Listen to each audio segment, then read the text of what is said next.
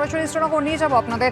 আমাদের প্রতিনিধি সুকান্ত মুখোপাধ্যায় রয়েছেন আমাদের সঙ্গে। সুকান্ত, একেবারে গত পরশু রাত পর্যন্ত বিনিদ্র রজনী কেটেছিল জম্মু কাশ্মীর থেকে শুরু করে উত্তর পশ্চিম ভারতের বিস্তীর্ণ অংশের মানুষের, যেখানে ব্ল্যাকআউট হয়েছে, যেখানে বারবার ড্রোন হামলা হয়েছে, গোলাগুলির শব্দ হয়েছে।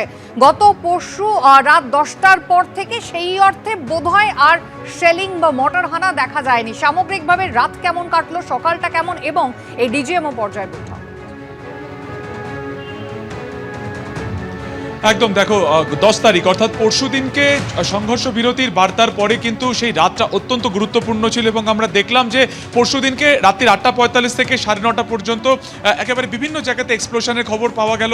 ডাল লেক এবং রাজবাগের মতন এলাকা, যেখানে একেবারে ঘনবসতিপূর্ণ রয়েছে, শ্রীনগরের মতন জায়গাতে সেখানে পাক ড্রোন আমরা উঠতে দেখলাম এবং কার্যত সেটাকে সংঘর্ষ বিরতি যে বার্তা সেটাকে লঙ্ঘন করেছিল পাকিস্তান। সেক্ষেত্রে দাঁড়িয়ে খুব ইম্পর্টেন্ট ছিল 2 তারিখ অর্থাৎ গতকাল, অর্থাৎ 11 তারিখ এবং আজকে। অবশ্যই গতকাল কেন ইম্পর্টেন্ট, কারণ 10 তারিখ রাতে 9:30 পর্যন্ত শেলিং হওয়ার পরে কিন্তু আর কোনো রকম শেলিং হয়নি এবং গতকাল সকাল থেকে শুরু করে সারাদিন আমরা বিভিন্ন জায়গাতে ঘুরেছিলাম। সেটা পুলওয়ামা হতে পারে, অবন্তিপুর হতে পারে, পেহেলগাম কিংবা অন্যদিকে কুপওয়ারা বা উড়ি সেক্টর, সেখানে আমরা খবর রাখছিলাম। কিন্তু কোথাও কিন্তু আর কোনোভাবে পাকিস্তানের তরফ থেকে ভারতীয় সেনা ছাউনিকে লক্ষ্য করে কোনো গুলির ঘটনা ঘটেনি। কালকে রাতটা অত্যন্ত গুরুত্বপূর্ণ ছিল, তার কারণ যখনই রাত নামে, রাত্রির 8টার পরে যখনই একেবারে পুরোপুরি সূর্যের আলো কমে যায় এই শ্রীনগর বা এই উপত্যকা জুড়ে, তখনই কিন্তু আমরা দেখেছি লাগাতার 10 তারিখ পর্যন্ত পাকিস্তানের তরফে গুলি চালানো হয়েছে। কিন্তু গতকালকে আমরা দেখলাম প্রথমবার, সেই 7 তারিখের পর থেকে প্রথমবার কিন্তু না কোনো ব্ল্যাকআউট হয়েছে, 1 নম্বর।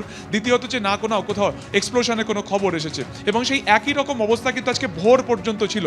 ফলত শুধুমাত্র রাত নয়, আজকে ভোর পর্যন্ত এখনো পর্যন্ত কোথাও কোনো রকম শেলিংয়ের ঘটনা, কোথাও বিনা প্ররোচনাতে কোথাও গুলি করার ঘটনা কোথাও কিন্তু নেই। সেদিক থেকে দেখতে গেলে যে সংঘর্ষ বিরতির যে বার্তা, সেটা শুধুমাত্র প্রথম দিনের 3 ঘন্টা বাদ দিয়ে বাকি সময় কিন্তু পাকিস্তানের তরফ থেকে একই রাখা হয়েছে। এবং আজকের দিনটা এই কারণে গুরুত্বপূর্ণ যে এই সংঘর্ষ বিরতি কতটা স্থায়ী হবে, কোন কোন বিষয় আজকে এই দুপুর 12টাতে দুপক্ষের মানে দুই দেশের ডিজিএমওর তরফে আলোচনা হবে, তারপরই কিন্তু বোঝা যাবে যে এই যে সংঘর্ষ বিরতি সেটা কতটা কতটা কি স্থায়ী হবে বা কত সেটা দীর্ঘস্থায়ী হবে।